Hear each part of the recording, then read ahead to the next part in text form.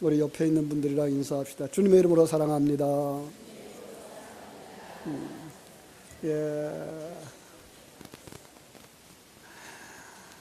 이번 주가 명절이더라고요. 까치까치 설날은 어저께고요. 우리 설날은 금요일이래요. 그죠? 새해 복 많이 받으세요. 다시 한번 인사합시다. 새해 복 많이 받으세요. 우리가 과거에 그 음력설을 지낼 때가 좋았죠. 그죠?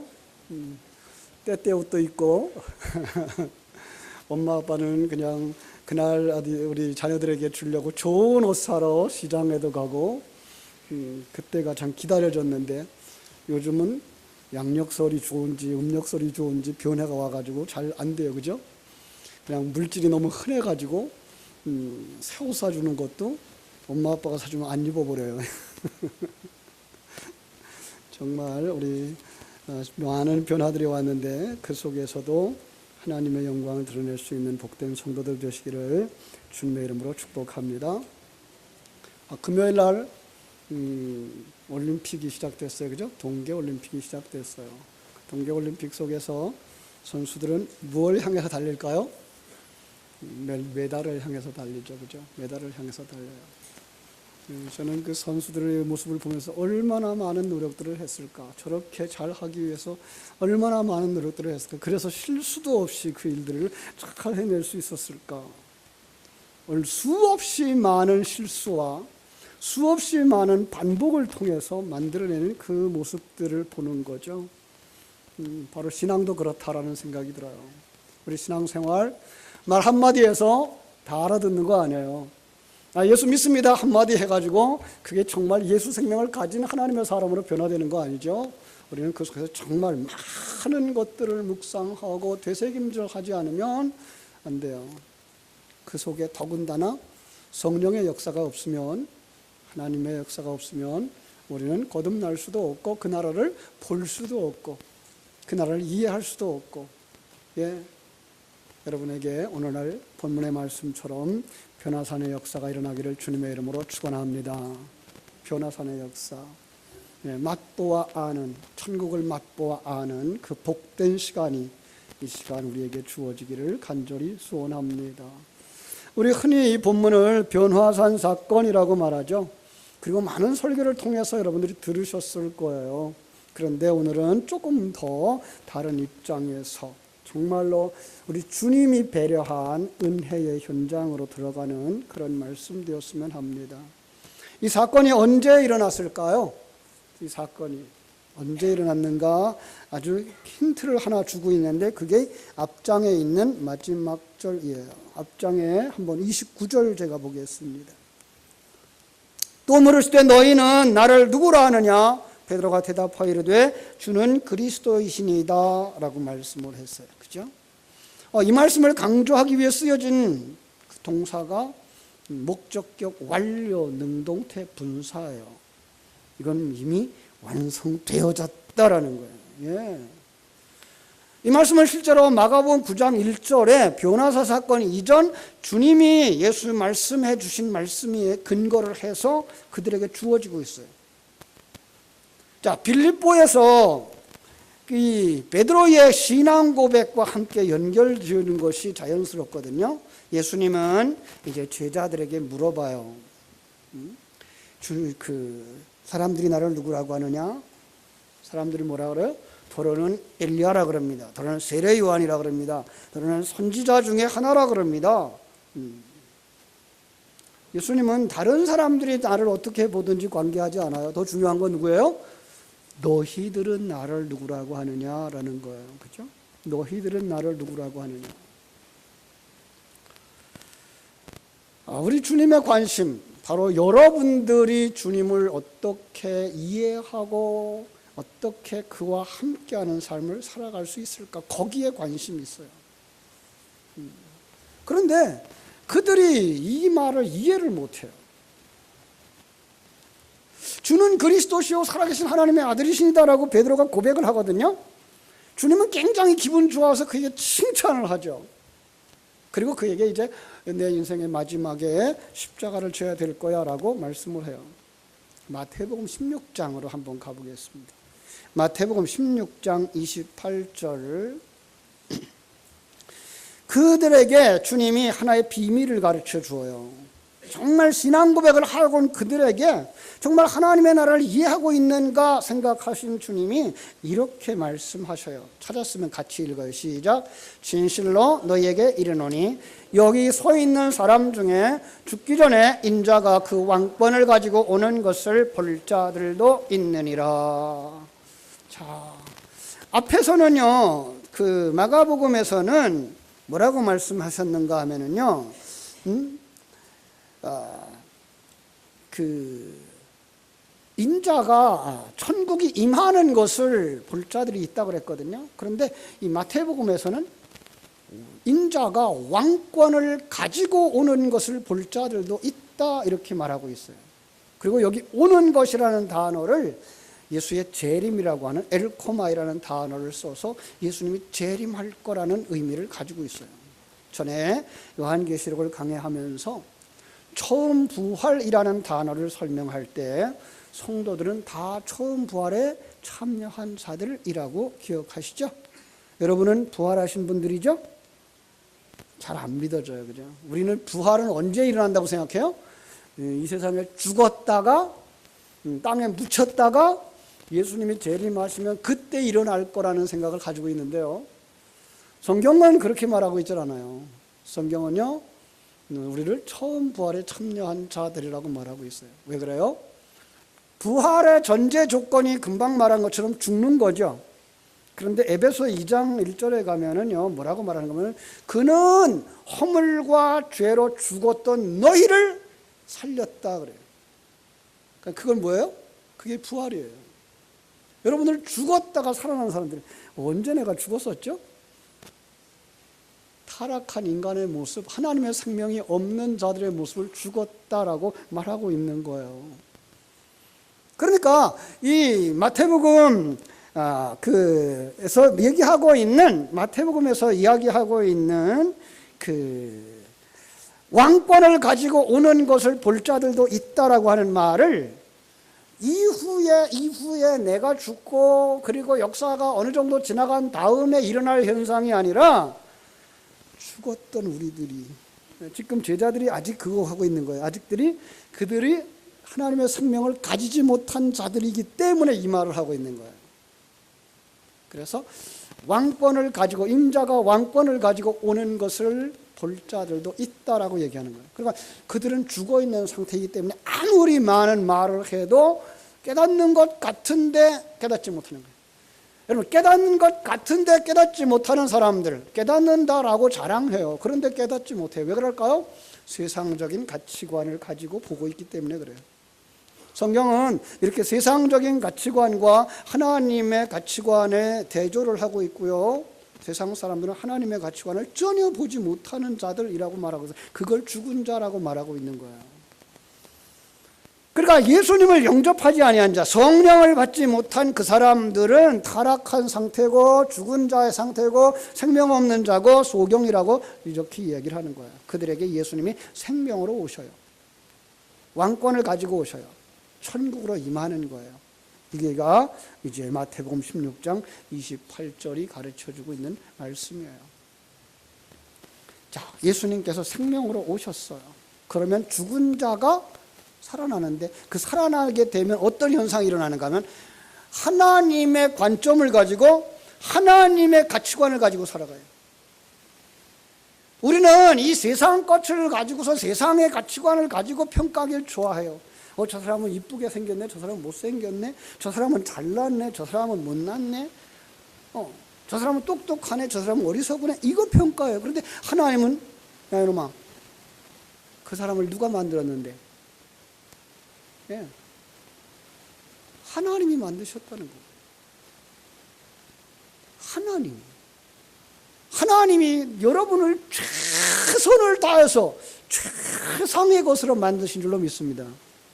이 앞에 여러 가지 꽃이 피었어요. 여러분, 어떤 곳이 예쁘고 어떤 곳이 안 예뻐요? 다 예뻐요. 그죠?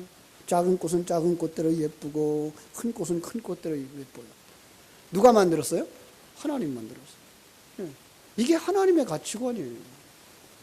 그걸 하나님의 생명이 없는 자들은 보지 못하는 거예요. 그걸 보지 못하고 느끼지 못하는 사람들을 죽었다라고 성경은 말하고 있는 거예요.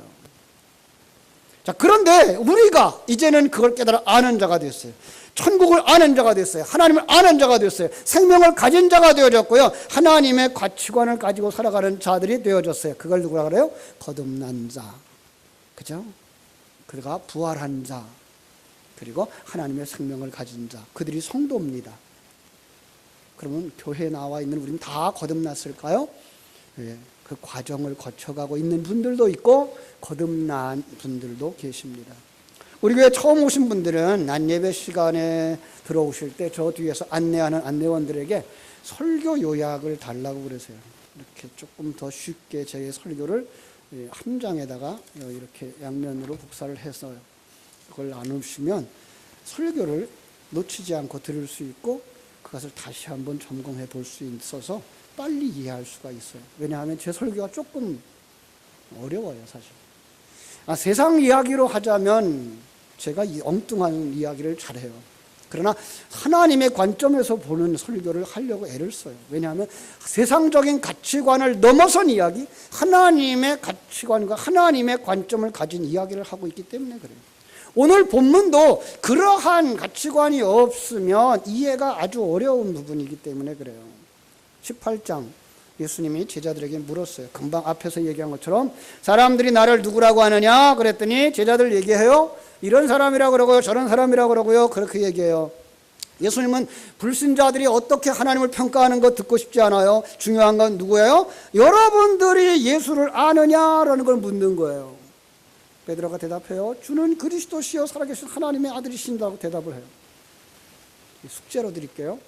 이번 명절 동안에 여러분들이 나는 그동안 신앙생활을 오래 해왔는데 내가 믿는 예수는 어떤 분일까? 한번 살펴보세요.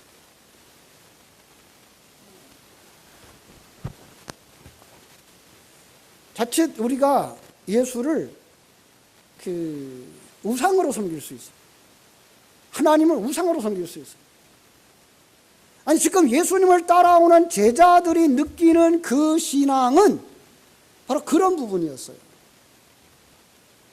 그런데 그들이 알지 못하는 그 상황 속에서 베드로가 대답을 하는 거예요. 주는 그리스도시요 살아계신 하나님의 아들이십니다. 아주 흡족했어요. 그래서 칭찬하죠. 바요나 시몬아 내가 복이 있도다. 이를 내게 알게 한 이는 하나님이시란다. 그리고 하늘의 비밀을 하나 탁 열어서 보여주어요. 이제 예수님이 예루살렘에 올라가서 장로들과 대제사장들과 서기관들에게 고난을 받고 죽임을 당하고 사흘 만에 다시 일어날 것이라고 제자들에게 말씀을 하세요. 그랬더니 베드로가 펄쩍펄쩍 뛰는 거예요. 예수님 붙잡고 얘기하는 거예요. 안 됩니다. 예수님 돌아가시면 안 됩니다.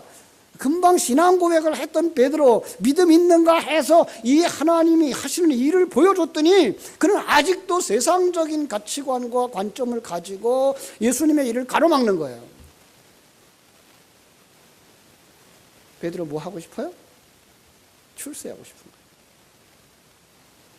거예요. 예수님이 임금이 되고 예수님이 왕이 되면 나는 수제자니까 어디에 앉을까요? 우의정이 되든지 좌의정이 되든지. 그래서 예수님을 통해서 명예와 부를 얻고 싶은 거예요. 그런데 예수님 죽는다 그러니까 이건 안 되는 거죠. 세상적인 가치관을 가지고서. 그래서 얘기해 준 것이 오늘 제가 다시 읽자고 했던 부분이에요. 진실로 너에게 이르노니 여기 서 있는 사람 중에 죽기 전에 인자가 그 왕권을 가지고 오는 것을 볼 자들도 있다. 저 같았으면 뭐라고 얘기했을 것 같아요? 유다만 빼고 너희들은 다 내가 왕권을 가지고 오는 걸 볼 수도 있어 라고 말할 수 있었을 거예요. 그런데 여기 지금 유다가 같이 있거든요. 그래서 뭐라 그래요? 너희들 중에 죽기 전에 인자가 왕권을 가지고 오는 걸 볼 자들도 있다 그런 거예요. 그런데 그게 무슨 얘기인지 못 알아듣는 거예요. 그래서 어떻게 해요? 예수님이 제자 3명을 데리고 높은 산으로 올라가요. 그걸 헬몬산이라고 그러는데요. 거기는요, 높은 산이에요. 그래서 그 열대지방이지만은 그 위에 뭐예요? 산 꼭대기에 아직 그 얼음이 있는. 그래서 그 물로 말미암아서 그 밑에서 사람들이 살아갈 수 있는 그런 높은 산이에요. 예수님이 그 산에 들어가시더니 어떻게 되는 거예요? 호련히 변하시는 거예요. 오늘 본문의 3절은 이렇게 얘기해요. 그 옷이 광채가 나는데 얼만큼? 세상에서 볼 수 없을 만큼. 그 옷이 휘어지는데 세상 사람들이 빨래에서는 그렇게 만들 수가 없을 정도로 제자들에게 뭘 보여주는 거야? 너희가 따르는 예수가 나사렛 목수의 아들로 보이니? 이렇게 보여주는 거야.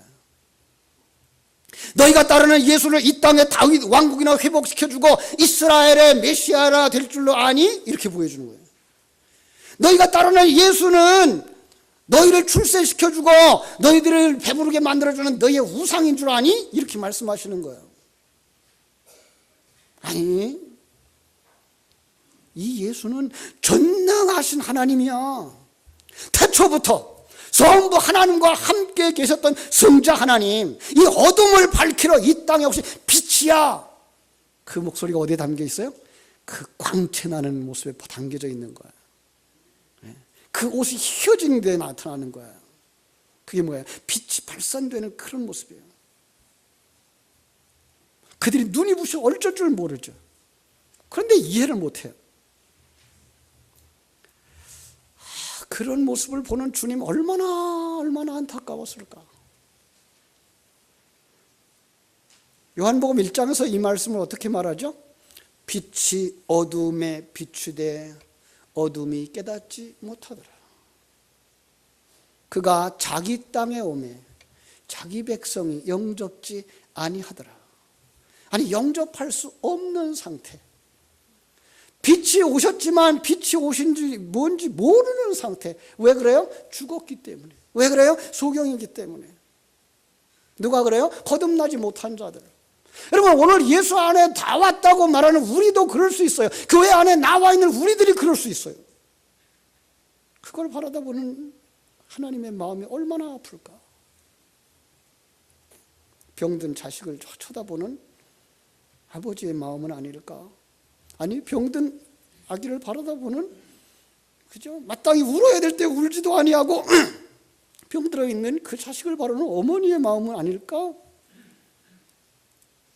그래서 갑자기 생각나는 하나의 소설책이 있었어요. 전에도 이제 소개했던 눈먼 자들의 도시라고 하는 책이에요.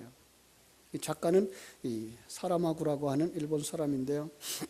현실을 아주 비판하고 있는, 정말 감탄할 수밖에 없는 그런 글인데요. 나중에 기회 되시면 한번 책을 찾아서 읽어보세요. 어떤 도시에 눈이 멀게 된 바이러스가 감염되었어요. 그래서 사람들이 많아지니까 그 사람들을 수용소에다 갖다가 넣게 된 거예요. 그러니까 소경들, 그 도시를 어지럽히는 소경들은 다 수용소에다 갖다 집어넣은 거예요. 그런데 그 수용소 속에 여자가 하나 들어가요. 그런데 눈 떴지만 그가 소경의 모습으로 들어가요. 왜요? 그 속에 자기 남편을 도우려고. 참 멋있어요, 그죠? 우리 자매님들이 다 그런 아내들이 되어줬으면 좋겠어요.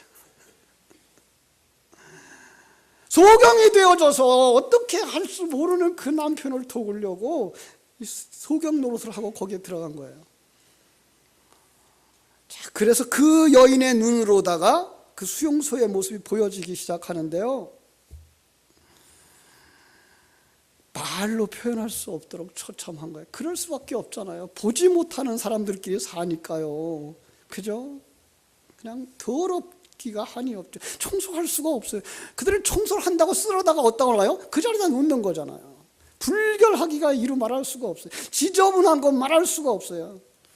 사람들이 옷을 입었는지 안 입었는지도, 부끄러움도 없어지고요, 수치도 없어지고요, 윤리 도덕도 점점 희미해져 가는 거예요. 이 바이러스가 점점 퍼져서 사람들의 숫자가 더 많아져요. 그 속에 경쟁이 있고 그 속에 싸움이 있고, 그런데 그 소경이 도시, 소경들만 있는 수용소에 누가 제일 큰 힘을 발휘했을까요? 본래부터 소경이었던 사람. 그 사람은 어두운 게 전혀 걱정이 안 돼요.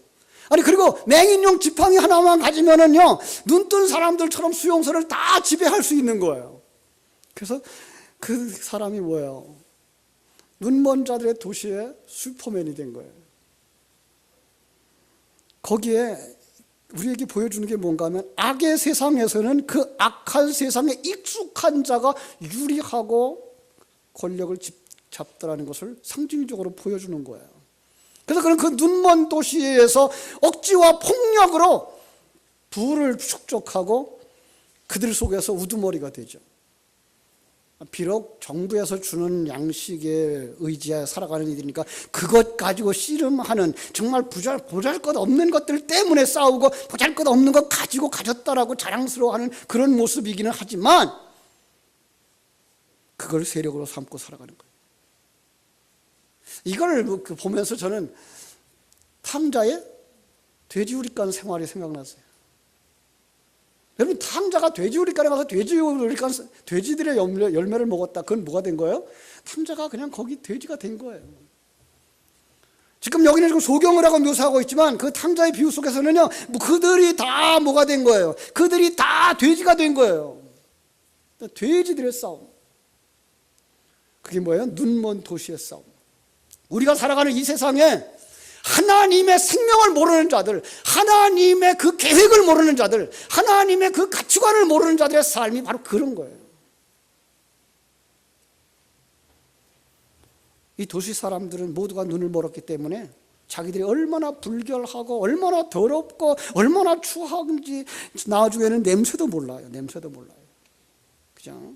그런데 유일하게 눈을 뜬 여인만 이 참상을 보고 역겨워하는 거예요. 불안해하는 거예요. 걱정하는 거예요. 사랑하는 여러분, 이 여인처럼 눈이 열려지기를 주님의 이름으로 축원합니다. 이 작가가 크리스찬은 아니었을까라는 생각을 해보는데, 왜냐하면 그 소설의 마지막 부분에 그 바이러스가 치료되어져서 한 사람씩 눈이 열려지기 시작하는 것으로 끝이 나요. 사랑하는 여러분, 정말로 우리가 살아가는 이 세상이 이렇다는 거예요. 이 거듭나기 전에 제자들도 이러했더라는 거예요. 우리도 그럴 수 있다는 거예요. 아니, 우리도 거기에 처해 있다는 거예요. 그런데 하나님이 그 3명의 제자를 데리고 가서 잠깐 눈을 열어준 거예요. 베드로가 뭐라 그래요? 그 잠깐 열려서 하나님의 존재를 깨달아 알았어요. 시간과 공간 세계를 초월하고 등장한 엘리야의 모습을 보고 모세의 모습을 보았어요. 거기는요, 무한대의 세계예요. 그리고 시간과 공간 세계가 아니에요. 그래서 모세의 시대도 동시에 존재할 수 있고요, 엘리야의 시대도 동시에 존재할 수 있고요, 이 시대에 우리도 거기에 동시에 존재할 수 있는 거예요. 그런데 베드로는 어떻게 생각했죠? 또 한마디 하죠. 주여, 여기가 좋사오니 우리가 초막셋을 짓되 하나는 주를 위하여, 하나는 모세를 위하여, 하나는 엘리야를 위하여 하사이다. 거기가 아직도 공간 세계인 줄 알고 있는 거예요. 그래서 여기가 살면 좋겠다는 거예요. 사랑하는 여러분, 우리 성도님들이 하나님의 은혜 속에서 이렇게 신령한 눈이 열려졌으면 좋겠습니다. 하나님의 세계를 봤으면 좋겠어요. 하나님의 존재에 대해서 느꼈으면 좋겠고요, 하나님이 그 은혜를 깨달아 아는 자리에 들어갔으면 좋겠어요. 그래서 여기가 좋습니다. 여러분, 우리가 여기가 좋습니다의 고백이 나와야 내 자녀를 여기로 데려올 수가 있어요. 정말로 임마누엘의 축복이 무엇인지 알고 이것만이 최고의 가치야라고 깨달아 알아야 다음 세대에게 여기로 데려올 수 있어요. 그런데 부모님이 신앙생활이 이렇게 좋은 것이고 이렇게 복된 것이고 이렇게 소망이 있는 것이라는 걸 모르면 어떻게 자녀를 끌고 오겠어요? 어떻게 우리 학생들을 끌고 오겠어요?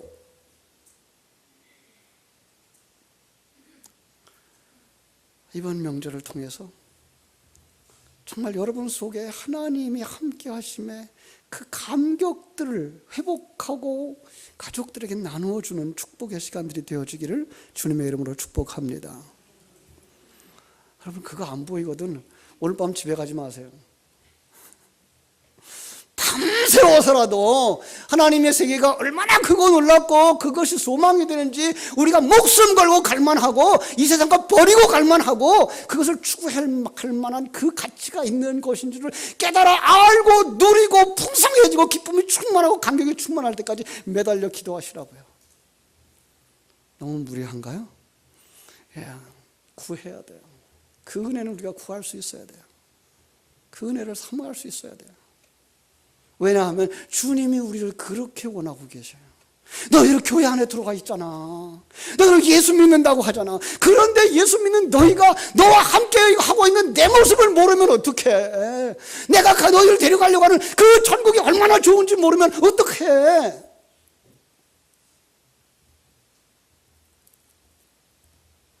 가끔 북한에서 탈출한 사람들 그냥 잡히면 다시 철사에 손발이 꿰어지고 끌려가는, 그리고 가서 고문을 당하고 죽을지도 모르는 그 탈북자들, 그들을 한국으로 데려오는 일을 하는 선교사님들이 계셔요. 그런데 그들이 한국을 몰라. 아니 북한에서 들은 것이 그냥 한국은 거지만 득실득실 한다고 얘기했으니까. 요즘은 뭐 영상들이 많아서 그들 정보들이 많아서 많이 들린다고 그럽니다만 그들은 몰랐어요. 그러니까 그들에게 한국을 소개하려 그러면 소개할 수가 없어요. 거짓말이라는 거예요. 거짓말을 하는 거예요. 그러면서 그들이 나와서 중국에 10년 전의 형편입니다만 그 중국 땅을 보면서 여기가 천국이다 그랬어요. 그런데 중국 사람 여기 왔다 가고 나서는요, 한국이 천국이다라고 그랬어요. 그러면 북한은 얼마나 힘들게 사는지, 그럼 거기서 여기 데려와야 되는데 그들이 여기를 몰라. 그 여기를 오려고 안 해. 얼마나 애타겠어요. 얼마나 애타겠어요. 감사한 건 그들이 무슨 소리를 하는지 모르는 때에 구름이 와요. 7절에 보니까 마침 구름이 와서 그들을 덮으며 소리가 나되 이는 내 사랑하는 아들이니 너희는 그의 말을 들으라. 하나님의 은혜입니다. 여러분, 우리의 그 답답하고 힘들고 보이지 아니하는 그 삶 속에 은혜의 구름이 임하기를 주님의 이름으로 축복합니다. 그 은혜의 구름, 이 구름은요 새털 구름을 이야기하지 않아요. 성경에 기록되어진 구름은 비를 가진 구름이에요. 비가 뭐예요? 물이에요. 하늘에 있는 물이에요. 뭐예요? 진리예요. 생수예요. 그래서 거기서 뭐가 들리는 거예요? 지금 예수님에 대한 소개가 들리는 거예요. 이는 내 사랑하는 아들이란다 라고 말하는 거예요. 성자 하나님이란다 라고 말하는 거예요. 그가 너희에게 전한 그 말을 들으라. 근데 예수님은요 그런 말을 해요. 너희가 지금은 알지 못한다. 그런데 언제가 되면 이후에 알게 되리라. 언제? 성령이 임하면. 사도행전 2장에 그들의 성령이 임하고 나서 베드로가 변해요. 성령이 임하자 제자들이 변해요. 성령이 임하자 그들이 이 천국이 보여진 거예요. 베드로가 그때 보았던 그 천국이 이제 자기의 심령 속에 있는 것이 보여지는 거예요. 그리고 자기의 소망인 것이 보여지는 거예요. 이제는요 가만히 있을 수가 없어요. 나아가서 외칠 수밖에 없어요. 여기보다 좋은 것이 없어요. 우리 여기 가야 돼요. 그게 외치는 거예요. 그게 증인들이에요. 여러분의 심령 속에 이 뜨거운 열정이 있기를 주님의 이름으로 축복합니다. 그래서 이번에 만난 가족들에게, 이번에 만난 친척들에게, 이번에 만난 예수 믿지 않는 사람들에게 여기 가야 돼, 여기 가야 돼라고 목소리 다해서 외칠 수 있는 여러분 되시기를 주님의 이름으로 축복을 합니다. 다음 주에서 그래서 다음 주일날은 목소리가 쉬었나 안 쉬었나 검사를 하겠습니다.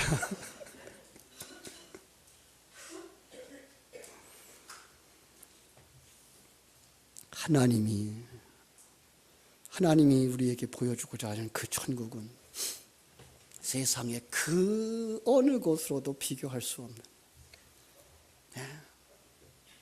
그 아버지의 계획과 일하심은 그 세상에 어떤 것으로도 설명되어질 수 없는, 그래서 성령이 임하지 않으면 아무도 알지 못하는, 그래서 성령의 충만함을 받고 여러분 심령 속에 아버지 하나님의 마음이, 여러분의 심령 속에 예수 그리스도의 마음이 있어서 정말로 그 소경 수용소에 있는 이들을 바라보는 측은한 마음 가지고, 돼지우리간에 주염 열매 가지고 싸우고 있는 것 같은 형제들을 측은한 마음을 가지고 눈물로 권하고 호소하고 그들을 이끌어갈 수 있도록 여러분의 심령 속에 하늘이 열려지기를 주님의 이름으로 축복합니다.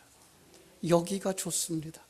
여기가 좋습니다. 고백할 수 있는 복 있는 성도들, 생명 가진 성도들, 축복의 통로들이 되시기를 주님의 이름으로 축원합니다. 기도하겠습니다. 하나님 우리 아버지,